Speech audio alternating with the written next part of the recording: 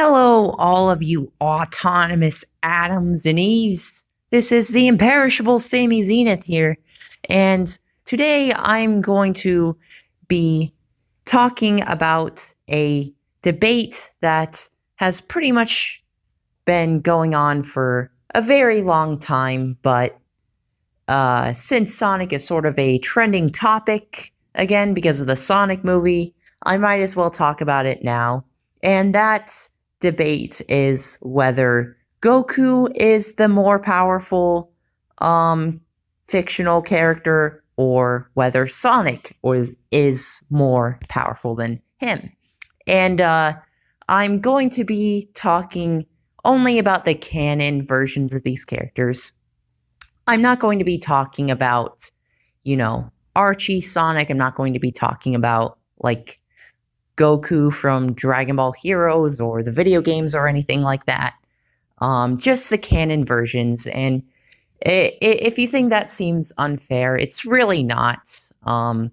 Because each of these characters are actually quite powerful in each of their respective canon, like main canon timelines.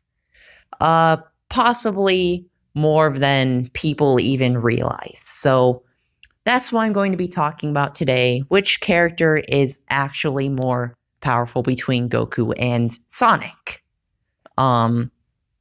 So let's start with Sonic, and we're going to be talking about his base form first, because obviously Super Sonic is much more powerful than that, but we're just going to start by talking about his base form. Sonic in base definitely isn't to be underestimated. He's actually gotten, like, much more powerful in just his base form over the course of time. Like, in Sonic Adventure, he required his super transformation to defeat Perfect Chaos. But in Sonic Generations, he only required his base form, implying that base Sonic is on par with or even more powerful than Super Sonic from Sonic Adventure. That is modern Sonic from Sonic Generations. That's what I'm talking about. And in Sonic Generations, I would say that makes modern Sonic about planet level, because Perfect Chaos should be comparable to the Eclipse canon of the Space Colony arc that Eggman was going to use to destroy the planet, because the Eclipse canon was supposed to be powered by all 7 of the Chaos Emeralds to destroy the planet, and Perfect Chaos should be around that same level of power, because he is pretty much the embodiment of chaos energy. So I would say that would make Sonic in just his base form around planet level. And that's sort of further backed up by Sonic Lost World, when Eggman absorbed the energy from, like, the life energy from all across the planet to power his machine, and Sonic was able to defeat that robot. So that sort of backs up the argument that Sonic is planet level, or at least multi-continent. And then in Sonic Forces, Sonic claims that he's constantly getting more powerful. He's getting more powerful by the minute or the second. I think that was what he said. And that's how he was able to, get faster and stronger than Infinite after getting defeated by him before. So it's pretty interesting. Hedgehogs in the Sonic universe are pretty much like Saiyans in Dragon Ball. That's kind of what it reminds me of. But of course, let's get into the meat and potatoes. Let's talk about Super Sonic. That's the form everybody's really interested in. supersonic obviously is a huge power increase over the base form. It's definitely more than like a 50 times multiplier as Super Saiyan is in the Dragon Ball series. Supersonic is a much higher multiplier than that. To back up what I'm saying, let's talk about Sonic generations. Supersonic, or I guess I should say modern Sonic and classic Sonic teamed up in their super forms were able to defeat Time Eater, who was causing damage to the time-space continuum on a universal scale. So even if you argue, oh, well, because he required classic Sonic's help, that only makes him half universal. That's actually not true, because Time Eater was causing damage to the entire time-space continuum, and when you start doing damage to time, that's even more dangerous than just a universe-level threat.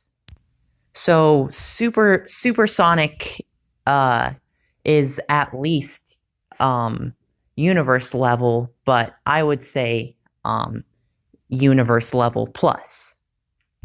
But that's not even his best feat, actually. Let's talk about Sonic 06. Yes, everybody's favorite Sonic game, Sonic 06.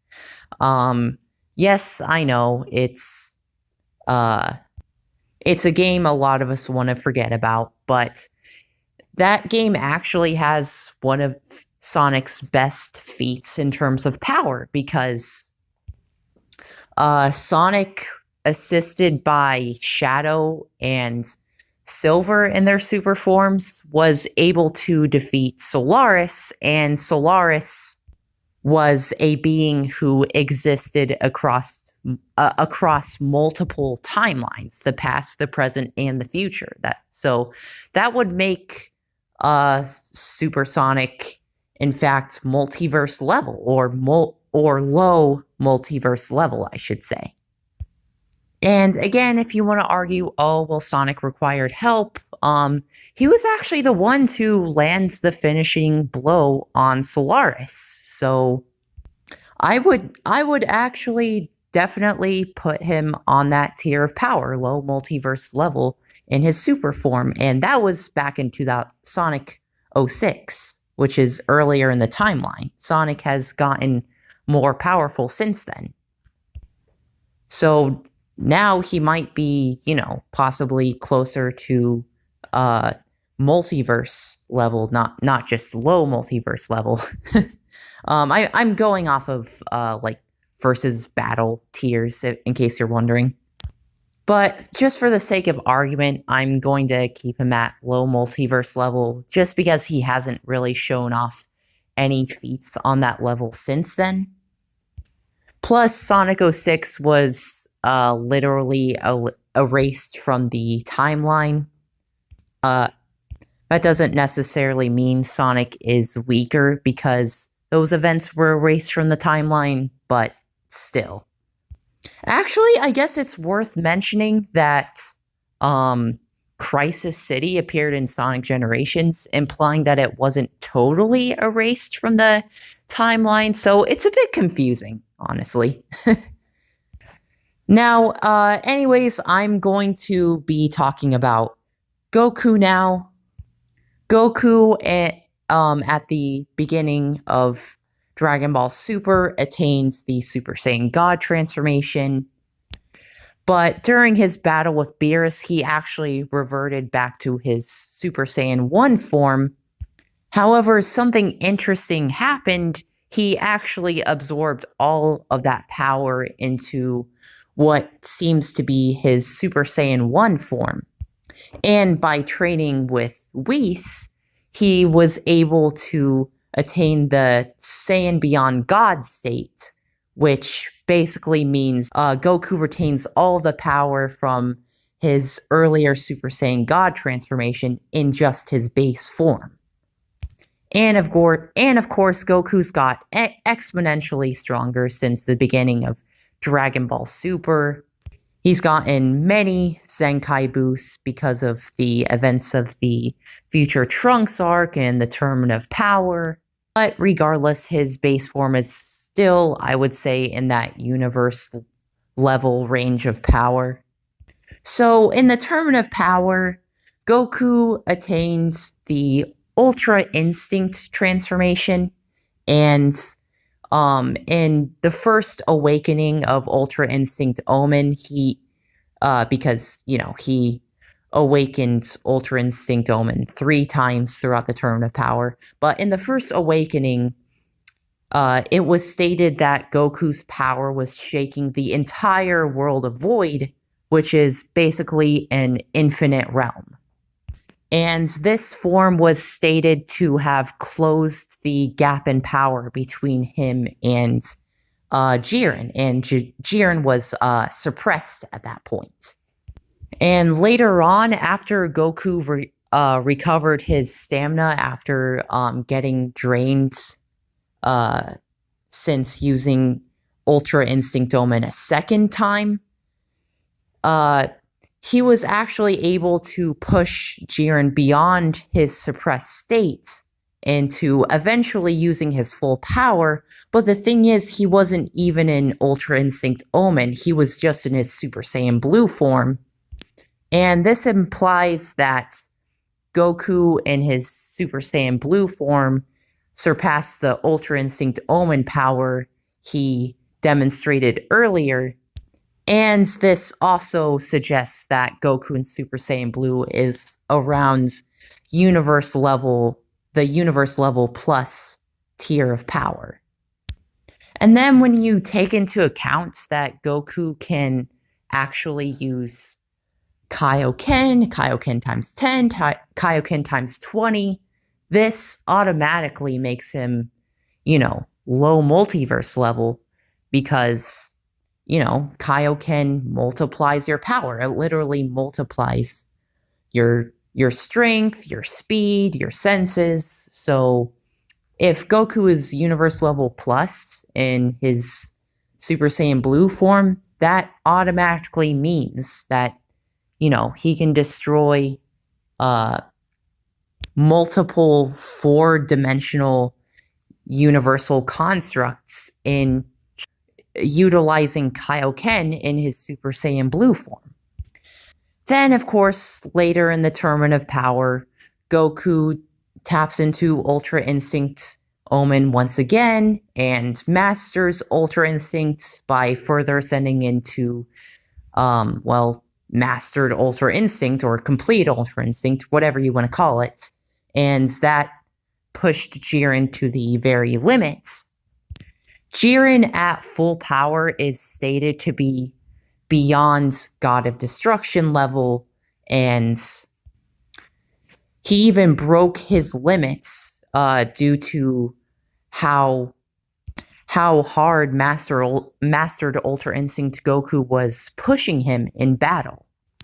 And then when Jiren broke his limits, he was temporarily overpowering Ultra Instinct Goku, but Ultra Instinct Goku then got a rage boost, which doesn't really make sense, since in Ultra Instinct, aren't you supposed to be, clear of, any thoughts or emotions? Anyways, whatever. He got, a rage boost and, pretty much pulverized Jiren in his ascended state. So I would honestly venture to say Ultra Instinct Goku in the mastered form of Ultra Instinct would be around multiverse level. And in case you're wondering, I think the line between low multiverse and just multiverse level would be at around the 1000 mark. I think if you can destroy 1000 or more universes, that would put you on the it would put you beyond the low 2-C tier and would just, make you 2C, or in other words, multiverse level. It's kind of hard to explain. If you want, go to Versus Battle Wiki, and you can see how they scale everything, what all these different tiers of power mean. I'll even link that in the description just to make it easier for all of you. But yeah, the reason I think there's such a massive difference in power between even Ultra Instinct Omen and Mastered Ultra Instinct is because Ultra Instinct Omen Goku was struggling against Super Saiyan 2 Kefla. It was implied that Kefla was actually, more powerful than Ultra Instinct Goku. It was implied that one of her blasts could actually kill him if it made contact. Now, that was the second awakening of Ultra Instinct that I'm talking about, but I don't think the third phase of Ultra Instinct was, that much stronger than the previous phase, or if it was, it's kind of hard to quantify. I would probably have to give that some more thought and possibly even do like a separate video addressing Goku's power increases during the Tournament of Power. But Jiren is way beyond anything Kefla could possibly dish out, and Mastered Ultra Instinct Goku was easily overpowering him to the point where, he pretty much broke his limits, and went well beyond anything he could do before, and in the end, Master Ultra Instinct Goku could even overpower that. I would even say Mastered Ultra Instinct, just in terms of power, might be around like fusion level, like Super Saiyan Blue Gogeta. Because I can imagine if Mastered Ultra Instinct Goku fought Broly, it in my mind it would have went the exact same way as Super Saiyan Blue Gogeta, Like Ultra Instinct Goku would just far outclass Broly, He doesn't even really have to try. Like Broly would still be able to sort of hold his own, but there's no way he'll be landing any hits on Ultra Instinct Goku. Kind of like what happened in his fight with Gogeta Blue. In my mind, I put Super Saiyan Blue Gogeta and Mastered Ultra Instinct on the same level of power. Again, that probably warrants another video, because I'm sure that's like a heated discussion in the Dragon Ball fandom. But anyways, yeah, I would put Ultra Instinct Goku at that multiverse level of power. So, yeah, the most powerful version of Goku, Ultra Instinct Goku, of course, versus the most powerful version of Sonic. Now, have I talked about the most powerful version of Sonic? No, I have not. Not in canon. The most powerful version of Sonic in canon is actually Hypersonic. Now, there is, a controversy about Hypersonic as to whether, that's, even canon. I think it is. I forget who said it. I believe it was, Takashi Iizuka or someone like that, who said that Hypersonic isn't canon. It was just, bonus material. I don't buy it because, the Super Emeralds were created during the events of Sonic 3 and Knuckles. Those were events that happened in the game, which is canon. So, I don't really buy this whole thing that hypersonic isn't canon. I'm sorry. The Super Emeralds even made a cameo appearance in Sonic Mania. The Super Emeralds made a cameo appearance in Sonic Mania, but they appear to be, completely drained of their power, but they were still there. They were still by the Master Emerald Shrine, lava reef, like hidden palace. And that was in Sonic Mania. But anyways, I still count Hypersonic as canon because it appeared in a canon game.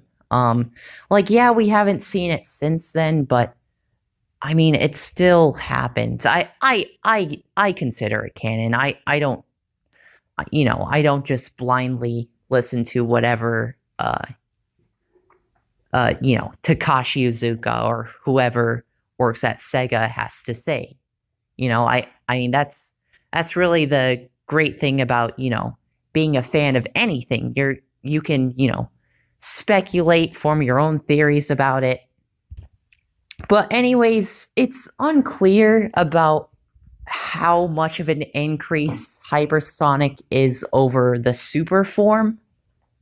Because again, that was the only appearance of Hypersonic. We never saw Hypersonic after that. Yeah, he did appear in like comics and stuff, but never in like any games or anything really. It seems like he was going to appear in Sonic X because of an early like trailer of Sonic X, but that was scrapped. I think that was like the basis of the character Nazo, like the fan character. But anyways, I'm sorry, I'm getting sidetracked. Just based on what we see in the game, I don't think Hypersonic is that much of an increase in power over Supersonic. Just because, like, yeah, he is slightly faster. He can jump slightly higher. He has some new abilities, like he can breathe underwater. He can do a double jump. He can, destroy all the enemies on the screen. He has all these new abilities, of course, but I don't think that necessarily makes him like millions of times stronger than Supersonic or something. I think, honestly, like, at best, it's probably like a 2 times, or not 2 times multiplier. I would say like 10 times multiplier over the super form.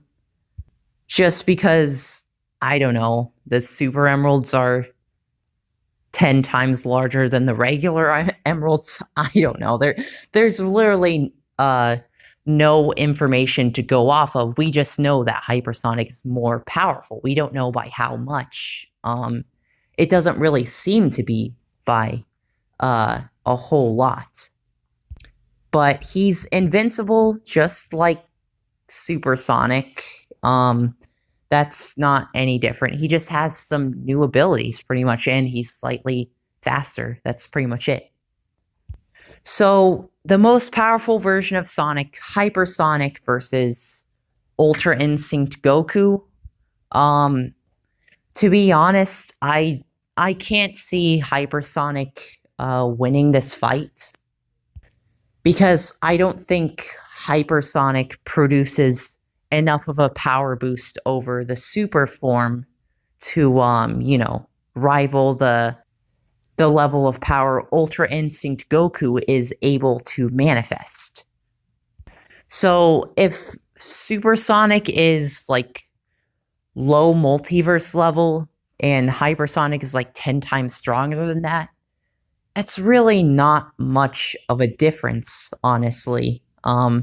I don't think it would be enough to close the gap between Supersonic and Ultra Instinct Goku. And not only that, but Ultra Instinct isn't just about, speed or strength. It's also about, skill. It's also about it's a pretty OP technique if you think about it. It allows you to react and attack without even thinking. So it pretty much makes you the perfect martial artist. It's perfect in any fighting situation. It's pretty much, as we says, the technique that allows you to react to literally any danger. So honestly, I can't see Hypersonic winning this. I do think Ultra Instinct Goku mastered Ultra Instinct, but even Ultra Instinct Omen Goku would have the edge in power over Hypersonic. But I do think Sonic would put up a pretty good fight. I think he has a lot more power than people give him credit for. Let me know in the comments if there's anything I neglected to mention, or if you have any, differing opinions. I'm sure my verdict sort of subverted expectations because, people think of me as a Sonic fan, so I'd be biased towards Sonic, but, I look at the facts, and I do think Goku is more powerful. And really, it makes sense because that's what Goku's really all about. He's all about power, while Sonic is about speed. As for who would win in a race, I would say since speed is pretty much Sonic's specialty, he would win. If it was a fight, I think Goku would have, faster reflexes and reactions and whatnot.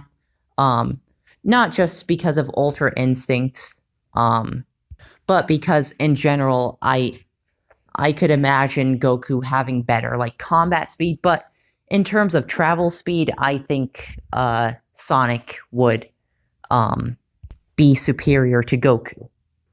In case you're wondering why I didn't do composite Sonic versus composite Goku, why didn't I talk about the Archie comics or the Dragon Ball video games? It's not because I don't think it's worth talking about. I do, but I don't think I'm the best person for that.